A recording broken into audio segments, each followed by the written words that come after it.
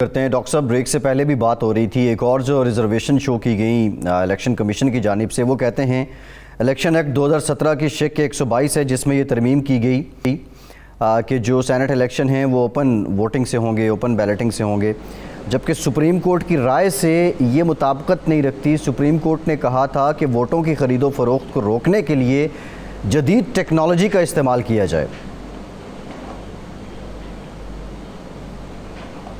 ये आधी बात है।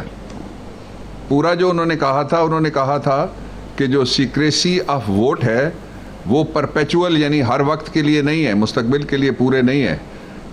लॉ बना के गवर्नमेंट या रियासत उसको सीक्रेसी को किसी हद तक लॉ के तहत रेगुलेट कर सकती है, ये पूरी जजमेंट है। ये तो उन्होंने पहले तो कहा था टेक्नोलॉजी इस्तेमाल की जाए। अब जब सुप्रीम कोर्ट ऑफ पाकिस्तान का अगर इसी तरह से इसका माना लिया जाए कि उन्होंने कहा था टेक्नोलॉजी, तो फिर ईवीएम की मुखालफत करने की क्या वजह है?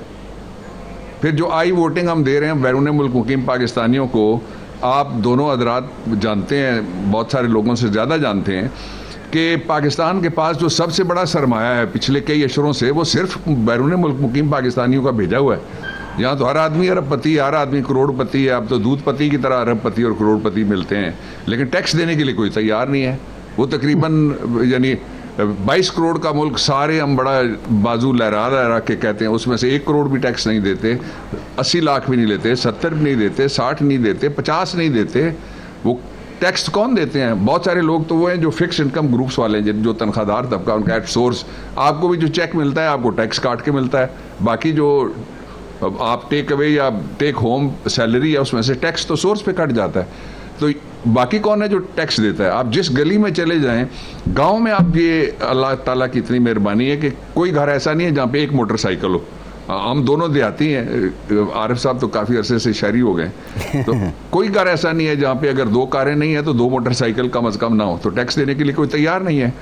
जो असल इशू है वो ये है कि आप आधी जजमेंट ना कोर्ट करें, जिसने भी कोर्ट किया आधी जजमेंट ना कोर्ट करें, पूरी करें। फिर ये है, बहुत ज़रूरी बात ये है कि क्या हम गली गली में एक पार्लियामेंट बना दें जिसकी जो मर्जी है वो कहेगा, हम लेके पार्लियामेंट उसके पास थैला मुंडे पे रखें और फिर चल पड़ें कि कानून बनवा लो? उसके लिए अल्लाह ताला ने पाकिस्तान को सरजमीने बेआइन नहीं रहने दिया। ये अल्लाह का लाख लाख शुक्र है। सरजमीने बाआइन है, बेशुमार ममालिक के इर्द गिर्द ऐसे हैं जहाँ आइन ही कोई नहीं है, पूछने वाला ही कोई नहीं है। एक हमारा सोशल कॉन्ट्रैक्ट है रियासत का और शहरियों का, उसका एहतराम करना चाहिए, अदब करना चाहिए। और वो ये कहता है कि पार्लियामेंट ही कानून साजी करेगी। ये इसी तरह है जिस तरह बाज़ लोग नहीं कहते कि मैं गैरत में आके मैंने ये कर दिया था, मुझे गुस्सा था तो मैंने फलाने को मार दिया था, मैंने ये कर दिया है। ये सारा रेगुलेट होता है जुडिशरी से, इसलिए कि जो स्ट्रीट जस्टिस है उसी की इजाज़त नहीं। इसी तरह से कानून साजी के लिए भी तयशुदा बात यह है कि पार्लियामेंट के अलावा कोई कानून साजी नहीं कर सकता।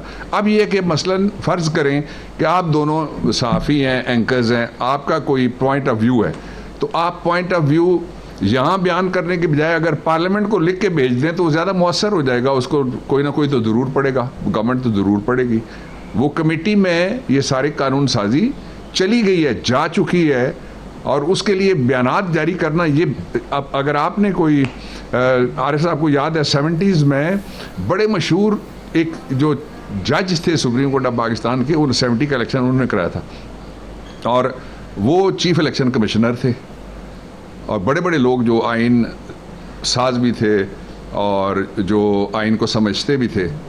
तो कभी किसी ने इस तरह से, यानी पहले रिपोर्टरों के पास मैं चला जाऊं और उसके बाद मैं कहूँ मैं कल पार्लियामेंट में जा रहा हूँ, ऐसे नहीं होता।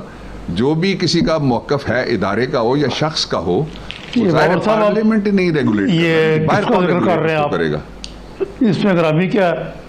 CEC का नाम क्या था? सजाद अहमद जान?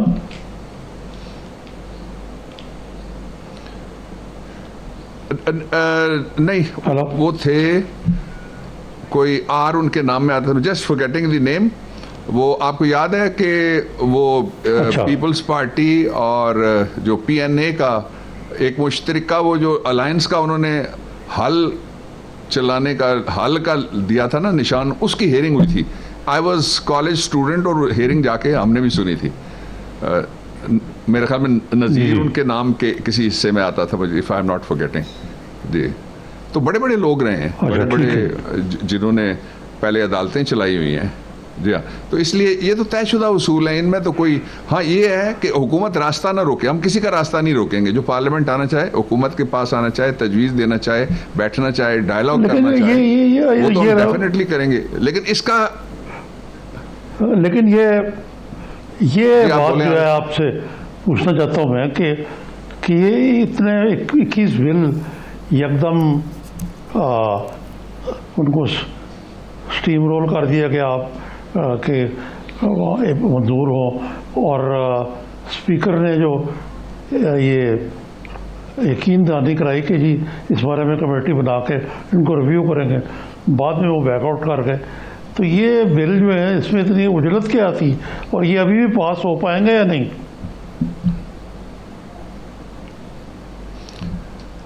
मैं तीनों पे बात कर देता हूँ। पास ज़रूर हो जाएंगे इंशाअल्लाह अज़ीज़। गवर्नमेंट का रिजॉल्व है और विल है, और लोगों की ख्वाहिश है कि इलेक्शन के रिफॉर्म्स हो, और लोगों की ख्वाहिश है कि हम धांधली को रोकने के लिए टेक्नोलॉजी का इस्तेमाल करें। यही वादा है इमरान खान का भी, जो न्यूट्रल एम्पायर लाने के लिए क्रिकेट में मशहूर हैं, वो यहाँ भी न्यूट्रल एम्पायर चाहते हैं। और उसके साथ ही है बैरून मुल्क मुकीम पाकिस्तानियों को भी हम ये सहूलत देना चाहते हैं कि उनको राइट ऑफ वोट उनको मिले, जो सुप्रीम कोर्ट 3-4 जजमेंट्स में कह चुकी है कि उनको ये हक मिलना चाहिए। अब आ जाइए कि जी हमने वो स्टीम रोस्ट कर दिया उस सारे को इकट्ठा करके, ऐसा नहीं है। मिसाल के तौर पे कराची पोर्ट ट्रस्ट के हवाले से कवानीन जो थे वो 2019 से पड़े हुए थे। कमेटी 3 महीने से ज़्यादा रख नहीं सकती, फिर उसको पार्लियामेंट में वापस आना पड़ता है इजाज़त लेने के लिए, टाइम मुझे दो। यानी कमेटी को खेलना शुरू कर दे। और वो फिर साथ आपने देखा अपोजिशन ऑन रिकॉर्ड है, उन्होंने कहा कि हम इन सारी कमेटियों का बायकॉट करते हैं, हम स्पीकर ऑफिस का भी बायकॉट करते हैं। दूसरा, ये जो इलेक्टोरल रिफॉर्म्स के अलावा जो 33 बिल हैं, 12 एक दफ़ा पास हुए और 21 जो थे वो दूसरे दफ़ा पास हुए। उसमें से इतराज़ किस पे है? सिर्फ 2 बिलों पे।